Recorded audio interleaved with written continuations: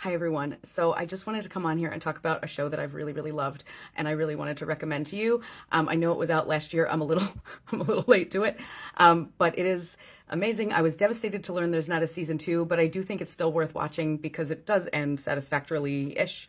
Um, there's a petition going on about like having a season two, which I got to find and sign. I'm not talking about My Lady Jane. I did try that and it was like meh. I'm talking about The Artful Dodger. I loved that, and I struggle as of late to connect with TV shows. I just really haven't been. But this one really got me. So I have always liked the story of Oliver Twist. In fact, I was in a production of Oliver when I was in my younger days.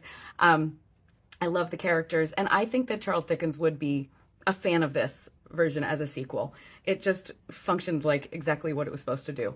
And I think a lot of that is to the actors that were cast. And I just wanted to talk about that because, yeah, Thomas Brody Sangster, this boy, I mean, it feels a little creepy to crush on him because he looks so young, but he is in his 30s, so like it's not that gross. But he's just adorable, and he's so perfect in this role. The little smirks, the little perfection. I will watch him in anything. I loved him in Queen's Gambit, like, yeah. So he plays Dr. Jack Dawkins, who was Dodger, from Oliver. And he had gone to jail, but then he broke out and he joined the Navy and became a surgeon. And now he lives in 1850s Australia in like the criminal colony. And he's sort of riding this line of like, he wants to be a really good surgeon and he wants to be taken seriously by these people, but the rich people there don't really see him as much because he's poor but he doesn't want to be a criminal anymore. So, he's just riding this line.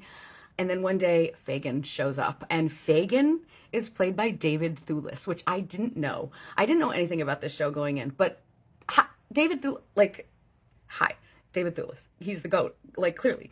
Everything he's in, he's phenomenal. He was so good as Fagin. And I love the character of Fagin. I always have. And he was so, so perfect as Fagin. So, like, gross and crusty and, like, philosophical and, like, just devious, manipulative, all the things that Fagin is. He was so good. I was ready to follow him into a life of crime. So he shows up there as a criminal, and Jack is given the chance to like decide what to do with him. So he makes him like his servant, his convict servant. And so Fagin the whole time is trying to pull him back into the life of crime and stealing. And he's always got like some kind of scheme going. But Jack is trying to be like upstanding surgeon. In the meantime, there's the governor of the town. Politics are a little bit iffy in this area because there's a lot of corruption. But the governor's daughter is this woman, Lady Bell, and she is played by Maya Mitchell, who I'm now a humongous fan of. And so this character, Maya Mitchell's character Bell, she has an aortic aneurysm, so she's very, very invested in her own health, but she has always been interested in surgery, so she's learned a lot about surgery. She's kind of fascinated with the human body and being a surgeon. Of course, it's 1850s Australia, so like she can't really do that. So she ends up kind of befriending Thomas Brody Sangster, or Jack. I should call him Jack. She kind of befriends Jack-ish. They kind of have some run-ins with each other. They're not friends right away, obviously. They kind of like hate each other at first. It's, your enemies to lovers. She ends up like realizing that he is helping Fagin pickpocket. So she kind of like blackmails him into letting her like become a surgeon with him. And so they just develop this like adorable relationship with each other, and she is like a badass and becomes a surgeon. She's got a lot of power because she's the governor's daughter, so she kind of like throws her weight around and like changes things and does all this cool stuff. Their relationship is superb. I loved them. I wanted more of them. I am here for them, Belle and Jack, forever. But just everything else that went on, all the characters were so great, so beautifully realized. I loved her sister. I loved that relationship. The villain is like this abominable guy, Captain Gaines, who like just wants everybody to hang, and he's like all, uppity and righteous, but like he's like full of evil. I mean, it's kind of classic, but it just works. I'm a huge fan. I would watch it again. I wish there was another season.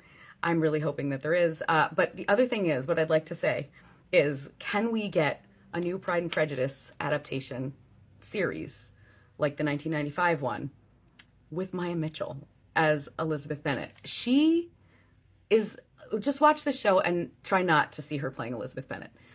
I would say that I would want Thomas Brody Sangster to be Darcy, but he's not right for Darcy, but he would be a good Wickham. Could we get him as Wickham? I would love for them to be together, but he's not Darcy. He's too like, Wiccan would be good for him, but her. Like, where is she? I want more of her.